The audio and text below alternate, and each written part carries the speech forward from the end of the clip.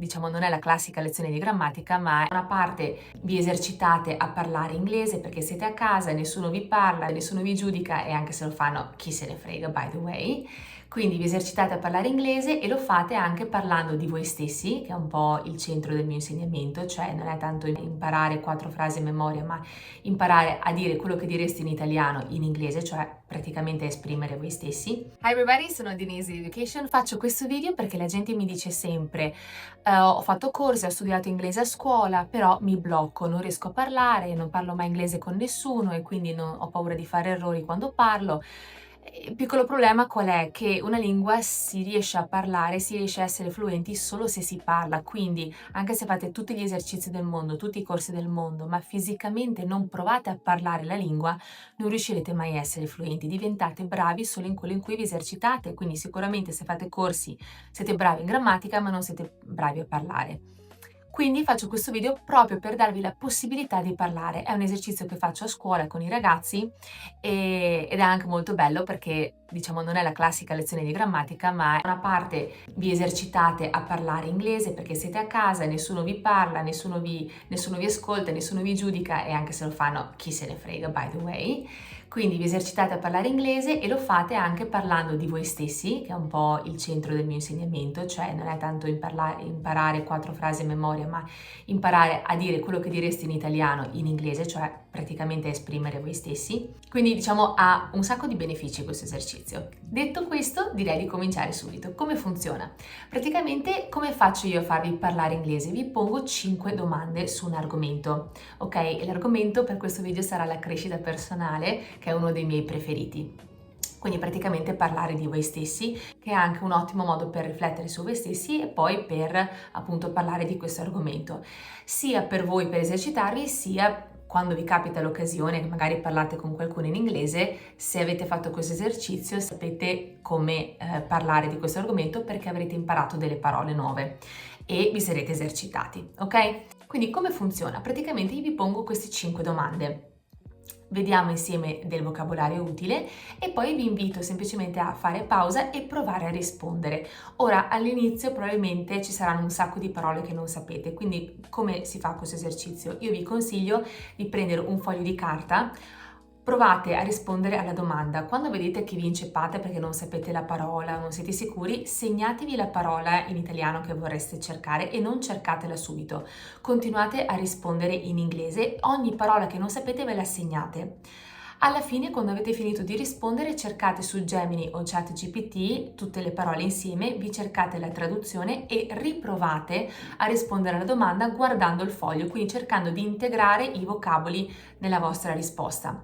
Poi provate a rispondere dando un'occhiata e poi man mano finché non avete più bisogno di guardare il foglio. In questo modo avrete praticamente imparato a rispondere con nuovi vocaboli e sarete fluenti anche perché nel frattempo l'avrete magari ripetuta 3, 4, 5 volte. Ok? Poi io risponderò io stessa alle domande, così potrete fare anche esercizio di listening e anche imparare nuovi vocaboli perché cercherò ovviamente di usare parole diciamo utili comunque alla conversazione e potrete conoscere anche un po' di me perché risponderò appunto alle domande. Detto questo, è una lunghissima premessa, ma volevo assicurarmi che il concetto fosse chiaro, direi di cominciare. Ah, scusate, mi sono dimenticata, ho creato un file PDF che potete scaricare semplicemente qua sotto, di modo che avete tutto quello che stiamo facendo in questo video scritto e potete ripetere in autonomia diciamo l'esercizio quante volte volete e avete anche i vocaboli, ok? Con degli esercizi. Detto questo, let's dive right in. Allora, la prima domanda che vi pongo in inglese è what is a new skill you would like to learn this year? For example, cooking or maybe learning how to sing, something new that you would like to learn this year. Question number 2 is, do you prefer planning your day or being spontaneous? So do you like to organize your day, having everything scheduled, or would you like to just wake up in the morning and, see where life takes you, or, besides work, just improvise, let's say? Question number 3 is, who is a person that inspires you? Is it like a family member? Is it a teacher? Is it a colleague?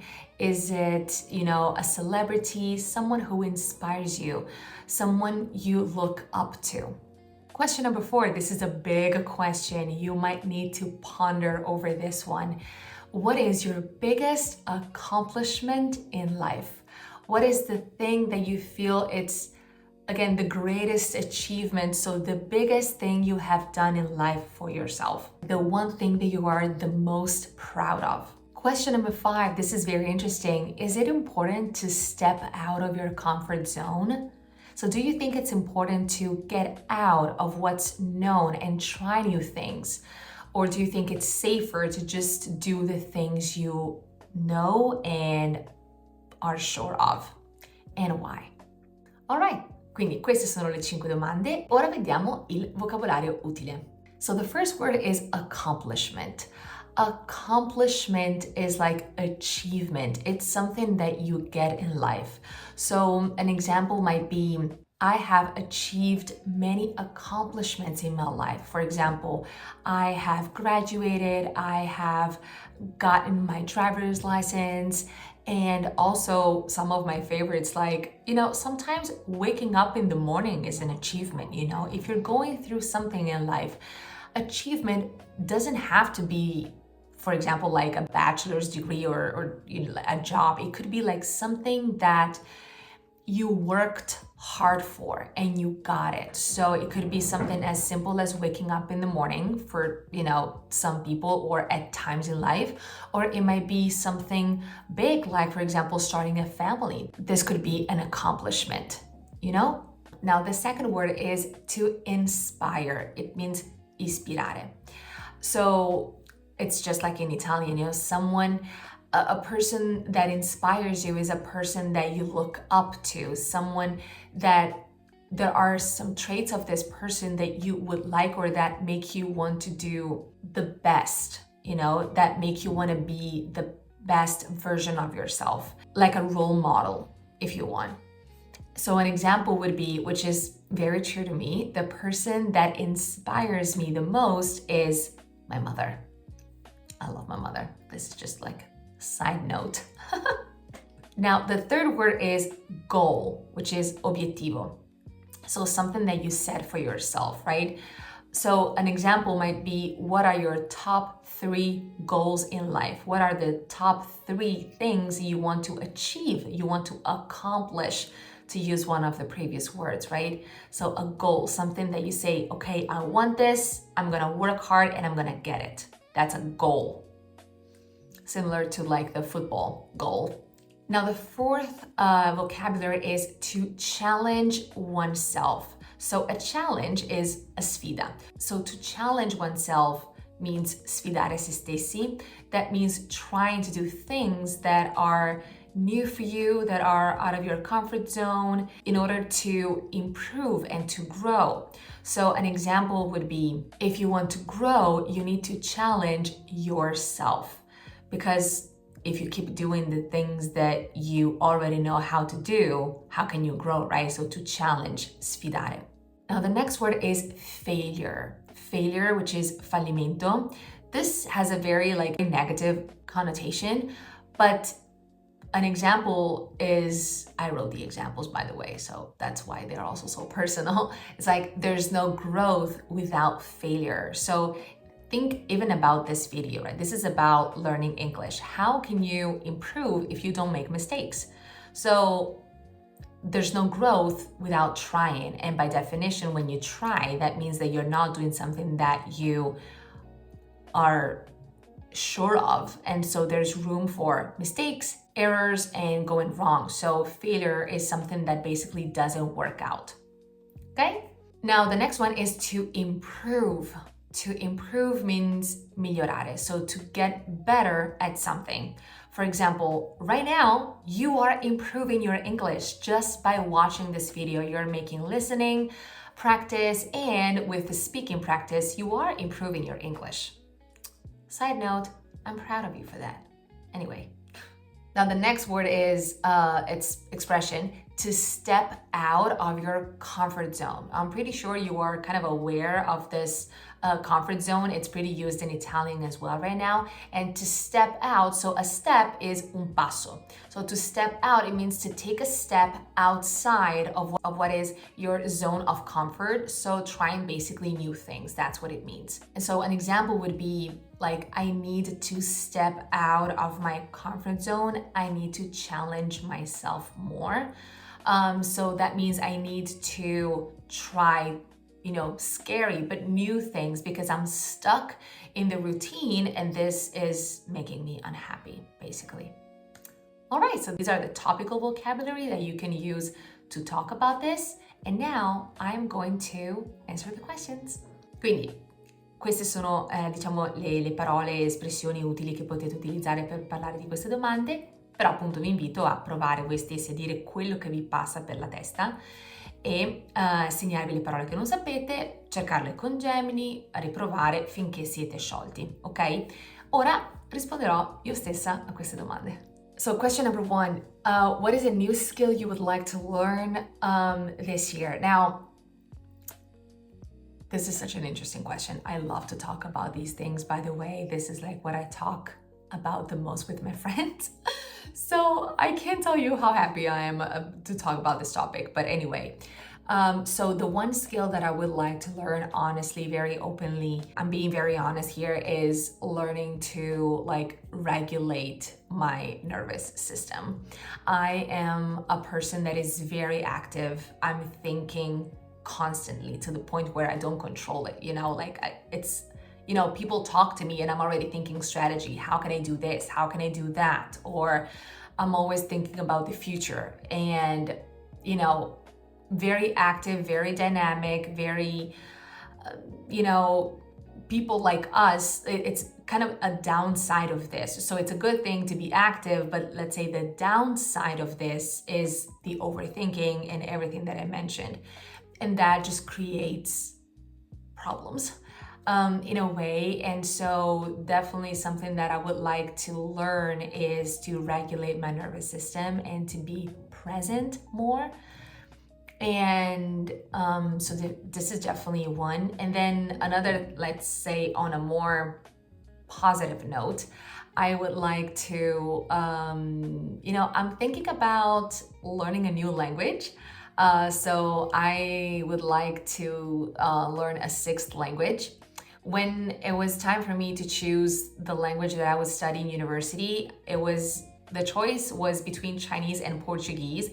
I don't know why Portuguese, by the way, because I don't know actually anyone. I've never been to Portugal, so it's just like something, I don't know where it comes from. But definitely, especially coming from all these years, having a business, and it's always been like work, work, work. Something that I thought that I would like to do for myself would be starting to learn a new language. And I think I would go with Portuguese. By the way, let me know if you have any suggestions on which language I should take on. Now, the second question is, do you prefer planning your day or being spontaneous? So I think for me is both.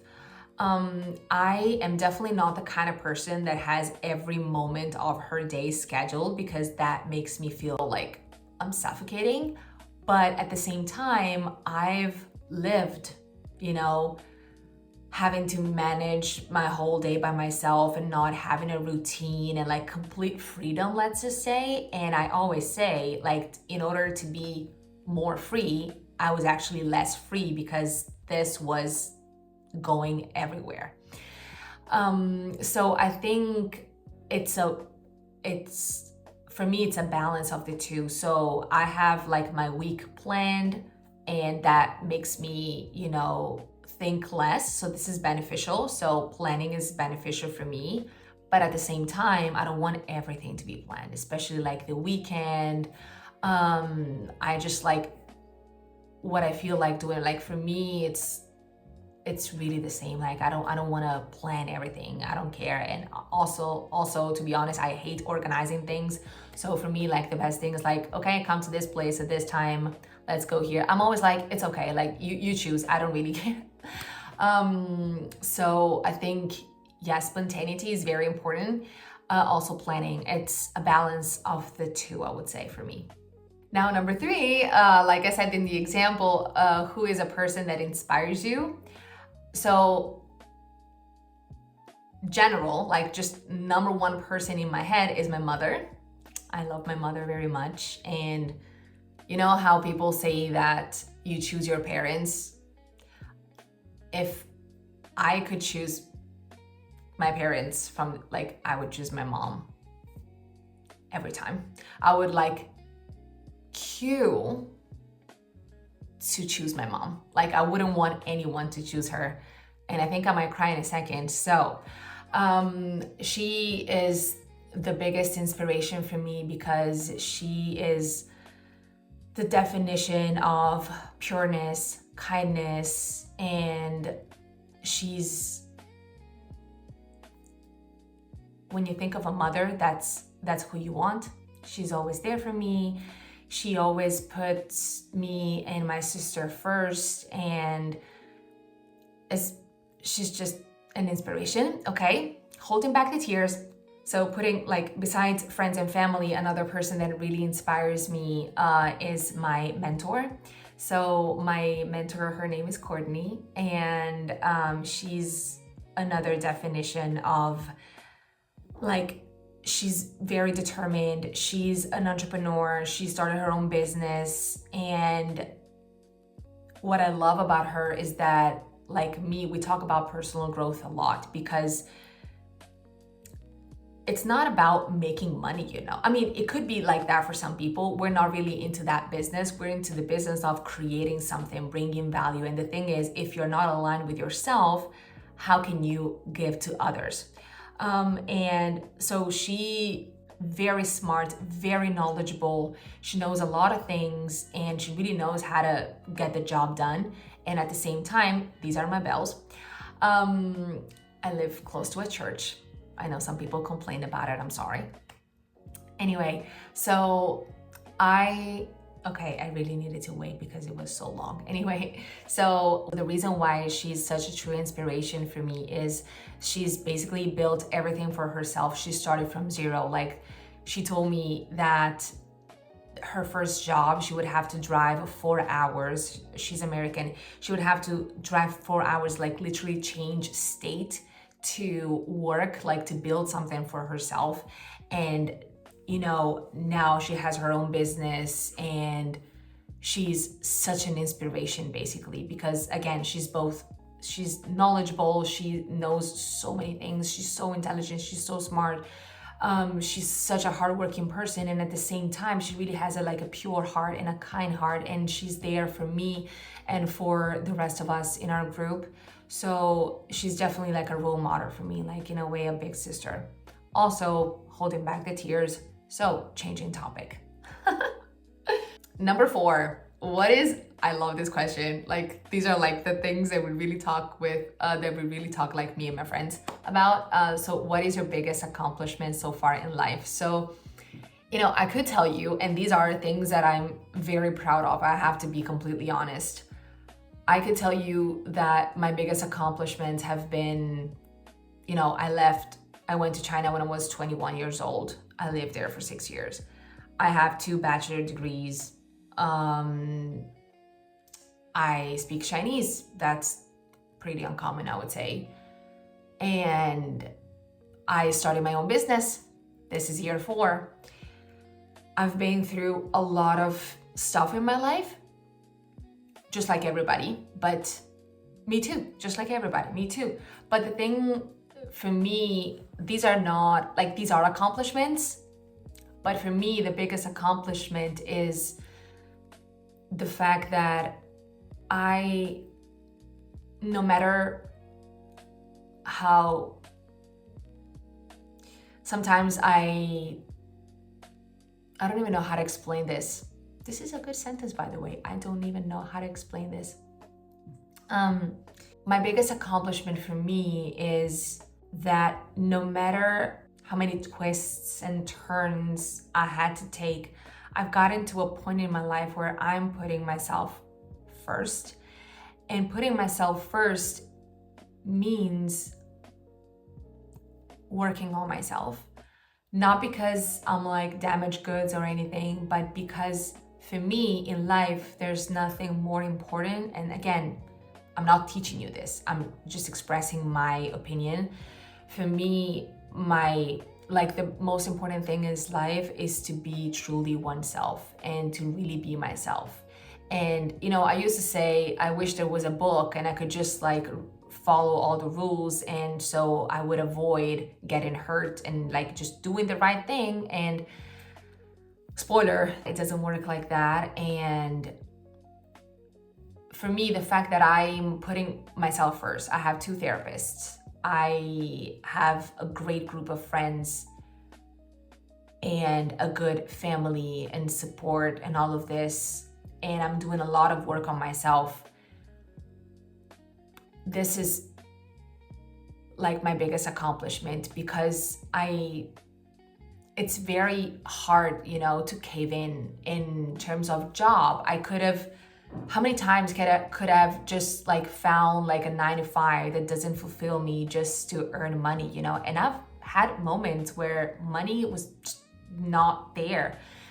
And of course you have to make sacrifices. I'm not saying you wait and then just things happen. You make sacrifices, you do things, but always with the idea of thinking who you are and what you want from this life, not settling. And again, this is in terms of jobs, this is in terms of relationships. I've had relationships that started from a place of neediness, maybe now I need this, and so this is what I'm looking for in a person.